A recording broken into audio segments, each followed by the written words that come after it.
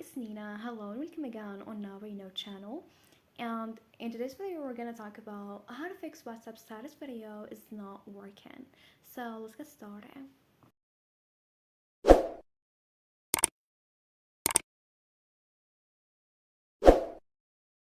Well, if you're trying to watch someone's status video but it's not working or others can see your status video, here the first reason it might be because your internet connection is weak.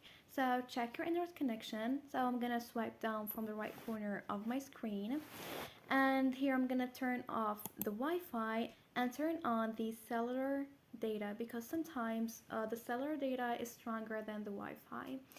Now, if you do this and it doesn't work, so there is no problem with your internet connection, here it might be because there is some bugs in the app. And to fix this problem, we're gonna go out from here and open up our settings. Now we're gonna scroll all the way down and tap on apps option. After that, choose the second option, manage apps. Scroll all the way down and look for WhatsApp. So tap on it and then tap on clear data, clear cache, and confirm.